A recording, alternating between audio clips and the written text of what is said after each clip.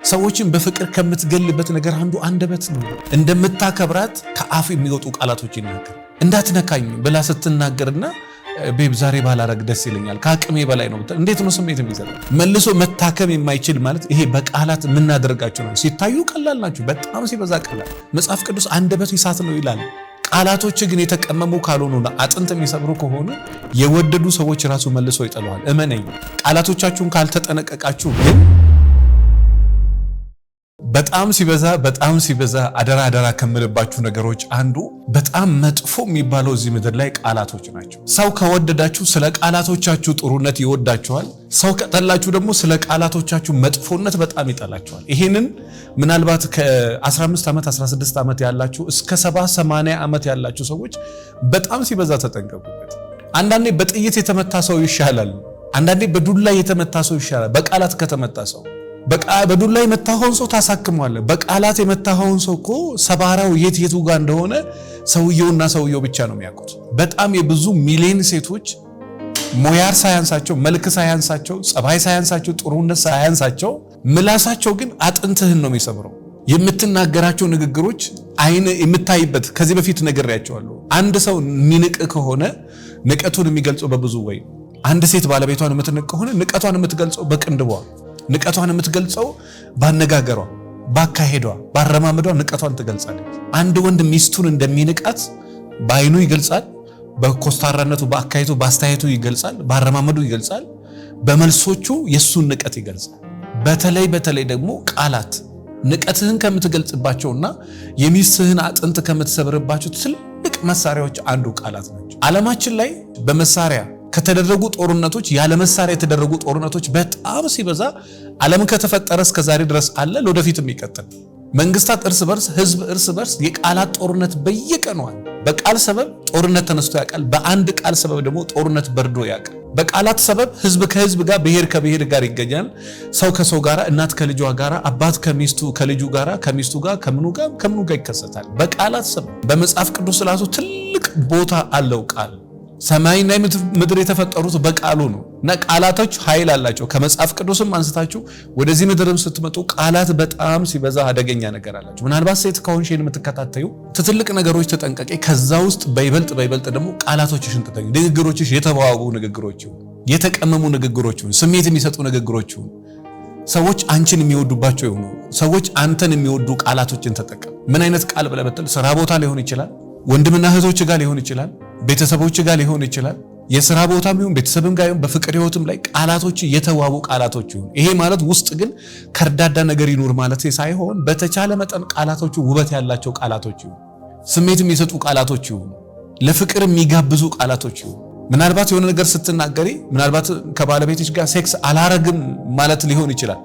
አላረግም ማለቱም በይ፣ ነገር ግን አላረግም የምትይበትን ቃላቶቹ ከአፍሽ የሚወጡት ንቀት የሚገልጹ እንዳይሆኑ። ለምሳሌ እንዳትነካኝ ብላ ስትናገርና ቤብ ዛሬ ባላረግ ደስ ይለኛል ከአቅሜ በላይ ነው። እንዴት ነው ስሜት የሚሰጠው? እባክህን ዛሬ ባላረግ ደስ ይለኛል፣ እባክሽን ዛሬ ባላረግ ደስ። የትኛው ነው ስሜት የሚሰጠው? በጣም ሲበዛ ከባድ ዋጋ ያስከፍላል። በጣም ሲበዛ ኃይል ይጠይቃል፣ አቅም ይጠይቃል። አዎ አቅም እያራሱ እያጣ ከባዱ ነገር ከታገልክና ይሄ ነገር ከተሳካለ እመነኝ ትንሽ የተወሰነ የመወደድ ጸጋ ይኖራል። አባት ልጁን የሚጠላው ልጅ አባቱን የሚመጣው ለምን ይመስላችኋል?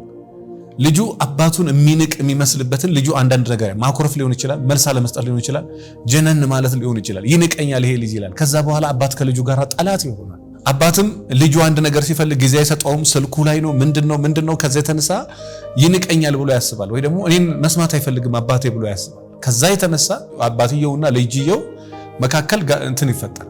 ቃላቶቻችሁን ቃላቶቹን ከተጠነቀቃችሁ እመኑኝ አንድ ነገር ታስተካክላል። ቃላቶቻችሁን ካልተጠነቀቃችሁ ግን እመኑኝ የሆነ ሰው አጥንት ትሰብራላችሁ ወይ የሆነ ሰው አጥንታችሁን ይሰብራል። መልሶ መታከም የማይችል ማለት ይሄ በቃላት የምናደርጋቸው ነው። ሲታዩ ቀላል ናቸው፣ በጣም ሲበዛ ቀላል። ምናልባት ባለትዳሮች ምኑ ፍቅር ያላችሁም ፍቅረኛም ያላችሁም የሌላችሁም ሰዎች አንደበቶቻችሁ በጣም የተዋቡና የተሳሉ ከሆኑ እመኑኝ መጽሐፍ ቅዱስ አንደበት እሳት ነው ይላል። በተቃራኒው መጠቀም እንችላለን። አንደበት ፍቅር ነው። ሰዎችን በፍቅር ከምትገልበት ነገር አንዱ አንደበት ነው። ስለዚህ አንደበት ያማረ ከሆነ ማሳቅ የምትችል፣ ማጫወት የምትችል፣ ማዝናናት የምትችል፣ መናገር የምትችል፣ ማሳመን የምትችል ሰው ከሆንክ እድሜ ልክን ተወዳጅ ሆነ ተፈቃሪ ሆነ ትኖራለህ። ቃላቶች ግን የተቀመሙ ካልሆኑና አጥንት የሚሰብሩ ከሆነ የወደዱ ሰዎች ራሱ መልሰው ይጠሉሃል። እመነኝ። በተለይ ሚስትህን የምትሳደብ ከሆነ አንቺን ብሎ ሴት አንቺ እንዲ እንኳን ለሚስት ቀርቶ እንደው ለመንገደኛ ሰው ራሱ ማትናገረው ንግግር የምትናገር ከሆነ እመነኝ ዛሬ ይሆናል ቤት የምትኖረው ነገ ግን አትኖር። እመነኝ አልኩ። በየቀኑ ሽማግሌ ፊት ትቀመጣል። ሞራሏን የሚገለኛ ምን መሰላችሁ? በፊት የተነገረን ሳይኮሎጂ ይሄ የጭንቅላት ጫወታ ወይ ደግሞ የሴት ሳይኮሎጂ ነው ብለን የተማርነው ነገር ብናደርጋቸው የፍቅር ሳይኮሎጂ ነው፣ የሴት ሳይኮሎጂ ነው፣ የወንድ ልጅ ስነ ልቦና ነው፣ የሴት ልጅ ነገረ ልብ ነው ብለን ያጠናነው ነው የሰማነው በጣም ተቃራኒ ነው። ሴት ልጅ ናቅ አርጋት ናቅ ስታረጋት ተወዳድ ነው። እንደዛ የሚባል ነገር የለ። አንተ ብትሆን የሚንቅን ሰው ነው የሚያከብረን ሰው ነው የምትወደው። ናቅ አርግ ማለት ምናልባት ኢንዳይሬክት ለማለት ይፈልጉ ኮራበል ሊሆን ይችላል። ኮራም ራሱ በመጠን ከመጠን ያለፈ ኩራት ከሆነ የራሱ ጉዳይ ብላ ዞር ትላለች። የራሱ ሁሉም ላይ አይሰራም። ኩራት ሁሉም ላይ አይሰራም። መርበትበት ሁሉም ጋር አይሰራም። ኦቨር እንክብካቤ የምትወድና ስትንከባከባት ይበልጥ ጥሩ የምትሆንልህ ሴት አለች። ስትንከባከብ ጭራሽ እየባሰችበት አንተን እየጣለች ስታቅፍም ወንድሜ ነው የሚመስለኝ ብላ ቁጭ ትላለች። እሱ ያንተ ችግርም ሊሆን ይችላል፣ እሷም ችግር ሊሆን ይችላል። ስታቅፋት ከሷ ጋር ስትወጣ ስትገባ አብራ ስተኛ እሱ ወንድሜ አሁንም አሉ ባለቤቴ እኮ ወንድሜ ነው የሚመስለኝ የሚሉ ሴቶች አሉ። ሚስቴ እኮ እህቴ ነው የምትመስለኝ የሚሉ ሰዎች አሉ። እናቴ ነው የምትመስለኝ የሚሉ ሰዎች አሉ። ኦቨር ወንድ ስትሆን የአባትነት መንፈስ በውስጥ ስላለ ለሚስት እንደ አባትም የመሆን አንዳንድ ጊዜ እንዲህ አይነት ካራክተር ይኖርሃል። ሴት ልጅ ስትሆኚ እናት ስለሆንሽ ለባለቤትሽ እንደ እናት የመሆን አንዳንድ ጊዜ እንዲህ አይነት ካራክተር ውስጥሽ ሊኖር ይችላል። ለምሳሌ መኪና ስለሆነ ድምጽ ሊኖረው ይችላል ተብሎ ይገመታል፣ ወይ ደግሞ ድምጽ አለው። የኤሌክትሪክ መኪና ቢሆን ድምጽ የለው ሙሉ ለሙሉ አይባልም። የሆነ ነገር አለው፣ ወደ ድምጽ የሚሄድ ነገር አለው። በቃ ድምጽ አለው ማለት ይቻላል። በዛው መጠንም ያኛውም ደግሞ ወደ ንቀት የሚመስል ነገር አለው፣ የሚያሳይ ነገር አለው። አዝማሚያ ወደዛ ነው። ዞሮ ንቀትም ደግሞ ማክበርም በቃላት ላይ ማክበርንም በቃል ትገልጻለህ፣ ንቀትንም በቃል ትገልጻለህ። እንደምታከብራት ከአፍ የሚወጡ ቃላቶች ይናገራል። እንደዚህ ግን አንቺን ብሎ ሴት አንቺ እንደዚህ በተለይ ቤተሰቧን እሷን የምትሰድብ ከሆነ ዛሬ ላይ ቤት መቀመጧን እመነኝ ነገ ትወጣለች ከቤት። በዛው መጠን ደግሞ ምናልባት ሴቶችም ሆናችሁ አንተም ብሎ ወንድነቱን የሚፈታተን ንግግር የምትናገሪ ሴት ካለሽ ዛሬ ላይ አለ፣ እመኝ ነገ ግን የለም። ዛሬ አለ ቤት ውስጥ አዎ፣ ነገ ግን አይኖርም። በጣም ጭንቅላት የሚነካ ንግግር የሚናገሩ ሴቶች አሉ። አንዴ ደግሞ አመለካከቷ አይቀየር። አንዴ አመለካከቷ ከተቀየረ አንዴ ይሄ ሆርሞኗ በየጊዜ ራሷን ቼክ ማታረክ ሴት ከሆነች አጥንቱን በነገርና በቃላት ልትሰባብር ትችላለች። በጣም ሲበዛ በትዳር ውስጥ መባል የሌለባቸው በጣም መጥፎ ቃላቶች ሴቶች ይናገራሉ። መጥፎ እንዲኬት አመጣችሁ ይሄን እስከምትል ድረስ ኬት አመጣው ይሄን ቃል እስከምትሉ ድረስ በጣም አጥንት የሚሰብሩ ልጆቻቸው ፊት ለፊት የሚናገሩ ወንዶች አሉ። ስለዚህ በትዳር ውስጥ መባል የሌለባቸው ነገሮች ካልክ ሚስትን ታጣለህ። ከፍቅረኛ ጋር ስትኖር የተወደድክ መስሎት ምንም በቃ የማይሰማት መስሎ የምትናገረው ነገር ተጠራቅሞ የሆነ ሰዓት ላይ እንድትጠላ ያደርጋል። የሆነ ሰዓት ላይ ባለቤትሽ እንዲጠላሽ ያደርግሻል። እኔ የዛሬ 10 ዓመት ሚስቱን ዛሬ ላይ አብሮ የማይቀጥል ሰው የሀገር ሰው አማከራለሁ። ለምን በጣም መጥፎ ቃላት ተናግራኛለች። አሁን ምናልባት ሀብታም ስለሆንኩኝ ትተዋለች። ትላንትና ግን በድህነቴ ስትናገረኝ የነበረው ነገር ከባድ ነው ይላል። ምክንያቱም ሴት ልጅ ደሃ ሆነ ካንተ ጋር የሴትነቷ እንትን የሚፈተነው እሱ ደሃ ሆነና በጣም ሚሊነር ሆነ ሁለቱ ጋር ምንም ካላየህባት በቃ ከዛ በኋላ ምንም አታይበት። ወንድ በጣም ሀብታም ሲሆን የሚፈተነው ይባላል። በጣም አንገቱን ደፍቶ ምናምን የኖረ ሰው ልክ ሚሊነር ሲሆን ራሱን አያውቀውም ምን እንደሚያደርግ። ያው ከባድ ነው። ገንዘቡ ይፈትንሃል፣ ሰው ይፈትንሃል፣ ስሜቱ ይፈትንሃል። እቤት የምታጣው ነገር አለ፣ ውጪ የምትፈልገው ነገር አለ። በጣም ብዙ ነገር ገንዘብ ሲኖር ጭንቀቱም አለ፣ ስትረሱም አለ፣ ውጥረቱም አለ። አንዳንዴ ከሰውነት ተራ ሁሉ ወጥተህ አውሬ ትሆናለህ። በቃ ራስን መቆጣጠር እስከሚያቅት ድረስ። ስለዚህ ምናልባት ባለትዳሮችም ወይ ደግሞ ፍቅረኛሞችም ከሆናችሁ ቃላቶቻችሁን ጠብቁ። ተወዳጅ የሚያደርግሽን ጥሩ ቃላት ተናገሪ።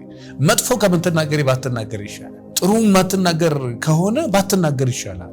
ምክንያቱም አይምሯ ላይ ያ ቃል ካረፈ መቼም ቢሆን አትረሳም። አንተ ብትረሳ እሷ ግን መቼም ቢሆን አትረሳም። እና ይሄን ትንሽ አስቡበት። በጣም ብዙ ሚሊዮን ሰዎች ህይወታቸውን፣ ትዳራቸውን፣ ቤታቸውን፣ ፍቅረኛቸውን፣ ስራቸውን ያጡበት በቃላት ሰበብ ነው።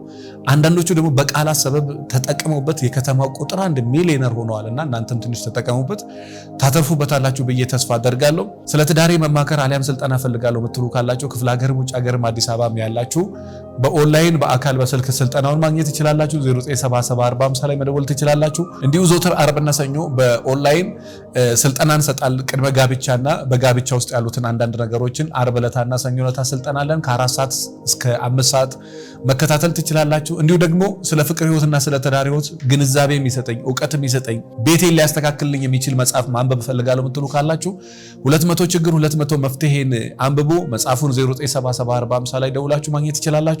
አመሰግናለሁ።